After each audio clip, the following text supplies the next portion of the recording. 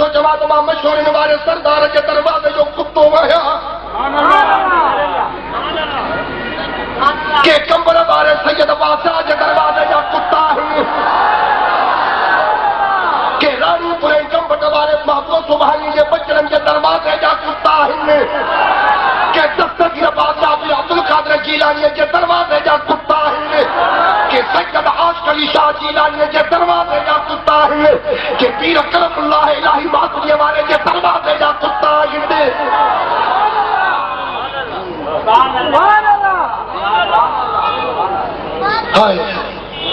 हिननि कुतनि जो क़यामत जे ॾियारे शान अस्सलामु अलैकुम वरहमतुल्लाहि वबरकातुहू। ग्रुप जा अज़ीज़ दोस्त भाइरो छा हाल आहे? अल्लाह ताला खां दुआ आहे त अल्लाह ताला असांखे तव्हांखे ऐं सॼी मुसलमान उम्मत खे दुनिया ऐं आख़िरत जूं कामयाबियूं अता फ़रमाए। मुंहिंजा अज़ीज़ दोस्त ऐं साथियो, हिन वक़्तु मां ग्रुप में अहले बिदअत वारनि जी हिकिड़ी वीडियो मोकिली आहे जंहिंमें ॾिसो त अल्लाह ताला हिननि खे कहिड़ी न पंहिंजी औकात पाण बयान कराई आहे। जीअं कुझु अहिड़ा ज़ालिम आहिनि जेके सहाबा ते तबरा कनि था, अल्लाह ताला उन्हनि खे त अहिड़ो त अज़ाब में विधो जो हू 12 महीना पाण खे पाण पिया कुटीनि सटीनि, पंहिंजनि बचनि खे पोढ़नि खे मुंहं ते चंबा, मथे ते छुरियूं, पुठे ते छुरियूं, यानी हर तरफ़ खां पाण खे पाण सज़ा ॾियनि वेठा। इहो छा? सहाबा जे शान में गुस्ताखी करण जी सज़ा आहे अल्लाह ताला जे तरफ़ां।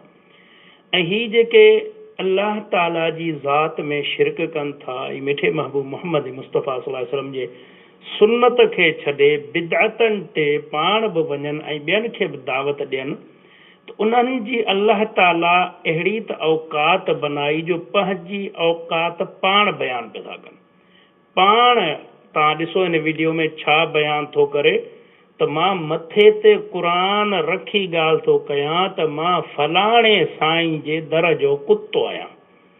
वरी पोइ पाण बयानु थो करे के त फलाणे साईं जे दर जा कुता आहिनि, के त फलाणे साईं जे दर जा कुता आहिनि, के त फलाणे साईं जा दर जा कुता आहिनि। वरी ॾाढो ख़ुशि फ़ख़ुर सां थो चए हिन कुतनि जो शान वरी क़यामत जे ॾियारे ॾिसजो।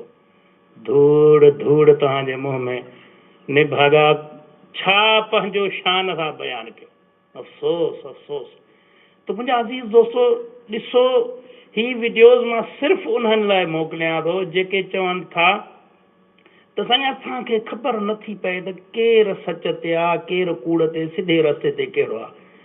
मां उन्हनि खे चवंदो आहियां ख़ुदा जा बना अगरि हिननि जो बयानु अहले बिदअत वारनि जो गौर सां ॿुधो त तव्हांखे पाण ख़बर पवंदी, ऐं तौहीद वारनि जो वरी बयानु ॿुधो ऐं सुन्नत वारनि जो तव्हांखे पाण ख़बर पवंदी त हक़ सच छा आहे।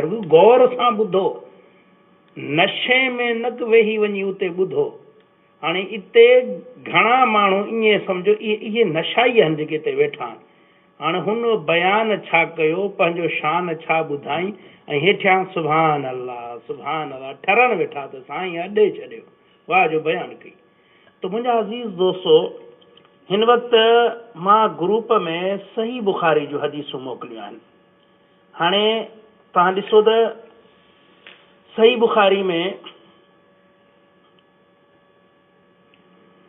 आहे त रसूल अल्लाह सल्लल्लाहु अलैहि वसल्लम फरमायो, सही बुखारी जी हदीस नंबर 3225, त रसूल अल्लाह सल्लल्लाहु अलैहि वसल्लम फरमायो फ़रिश्ता उन घर में दाख़िली कोन थींदा आहिनि जंहिं घर में कुतो या कंहिं जानदार जी तस्वीर हुजे। फ़रिश्ता ई उन घर में कोन वेंदा आहिनि कुतनि खां बेज़ार, ऐं ही पाण खे कुता सॾ आहिनि। वरी ॿी हदीस बि सही बुखारी मां मोकिलियमि, हदीस नंबर 3324, उन में आहे त नबी करीम सल्लल्लाहु अलैहि वसल्लम फरमायो त जेको शख़्स कुतो धारे त उन जे अमाल नामे मां रोज़ाना हिकु क़ीरात सवाब जो कटियो वेंदो आहे। सिर्फ़ उहे जेके कुता पंहिंजी मवेशी या ॿनी पोख जे चौकीदारी लाइ धारीनि उहो अलॻि आहे। उन खां बाद अलावा जेके बि शौक़िया कुता धारीनि था शौक़ जे ख़ातिर उन जे अमाल नामे मां रोज़ाना हिकिड़ो क़ीरात कटियो वेंदो आहे नेक अमालनि जो। क़ीरात छा आहे? नबी करीम सल्लल्लाहु अलैहि वसल्लम जी हिकिड़ी ॿी हदीस आहे, उन में नबी करीम सल्लल्लाहु अलैहि वसल्लम फरमायो त कंहिंखे ॿ क़ीरात खपनि। सहाबन पुछा तो या रसूल अल्लाह सल्लल्लाहु अलैहि वसल्लम ही क़ीरात आहे छा? नबी करीम सल्लल्लाहु अलैहि वसल्लम फरमायो उहुद जबल जेतिरियूं नेकियूं। सहाबन चयो या रसूल अल्लाह सल्लल्लाहु अलैहि वसल्लम सभिनीनि खे खपनि? नबी करीम सल्लल्लाहु अलैहि वसल्लम फरमायो जेको पंहिंजे मुसलमान भाउ जे जनाज़े में शामिल थिए उनखे हिकिड़े क़ीरात जो सवाब मिले थो, ऐं जेको ॿियो वरी उन जे जनाज़े खां बाद में उन जो कुल्हे कांधी थी वञी क़बर तूणी दफ़नाए ऐं सॼो सिस्टम मुकमल करे अचे थो त उनखे ॿ क़ीरात जा सवाब मिलंदा। त हाणे इहो आहे उहुद जबल जेतिरियूं नेकियूं रोज़ कटिजनि थियूं। हाणे ॿियो हवाल इन्हनि वटि पहिरियां नेकियूं केतिरियूं हूंदियूं जेके कुता धारे वेठा आहिनि, नाउज़ बिल्लाह। वरी जे ॿ क़ीरात डेली कटिया वञनि बाक़ी बचियो छा? ही त मुड़ुसु कर्ज़ा ई थी आहे।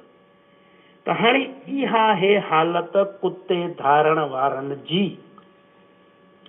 त मुंहिंजा अज़ीज़ दोस्तो 3 हदीस मोकिलियमि सही बुखारी जी। उहा आहे सही बुखारी जी हदीस 3323।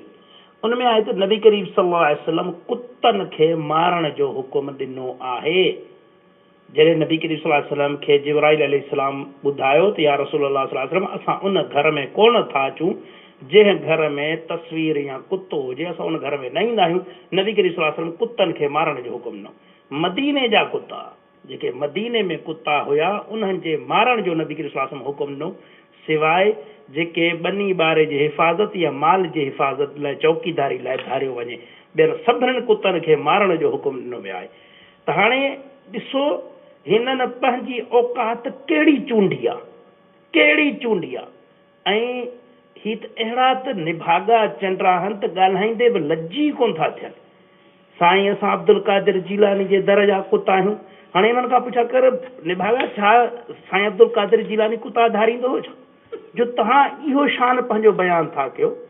हा त ही अल्लाह जे तरफ़ां आहे। ही अल्लाह जे तरफ़ां इन्हनि बिदअतनि जे लाइ इन्हनि मुशरिकनि जे लाइ हिकिड़ी यानी हिन जी औकात आहे। दुनिया में अल्लाह ताला इन्हनि खे अहिड़ो ज़लील रुसवा कयो त ही पंहिंजी तज़लील पाण पिया था वॾे फ़ख़ुर सां कनि, वॾे फ़ख़ुर सां वॾो ॼण पाण खे चैना जा पग बदिराए छॾियो पाण पिया था बयानु कनि त असां कुता आहियूं। अल्लाह अल्लाह। सो मुंहिंजा अज़ीज़ दोस्तो जेके तौहीद खे छॾे सुन्नत खे छॾे शिरक ऐं बिदअत जे तरफ़ वञनि था, अल्लाह ताला उन्हनि खे दुनिया में ई अहिड़ो ज़लील ऐं ख़्वार थो करे त हू पंहिंजी बदनामी पाण करे ऐं उन में पंहिंजो वॾो इज़त था सम्झनि।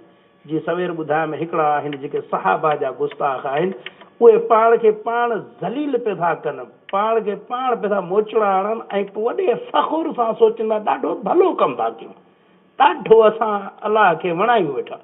पर हक़ीक़त में उन्हनि ते बि अलाह जो ॾमर, हिननि ते बि अलाह जो ॾमर जेको अलाह जे दर खे छॾे ग़ैर जे दर ते वञनि था, जेको नबी करीम सल्लल्लाहु अलैहि वसल्लम जे सुन्नत तरीक़े खे छॾे ग़ैरनि जे तरीक़े ते वञनि था, पंहिंजा हथरादू तरीक़ा ठाहिनि था।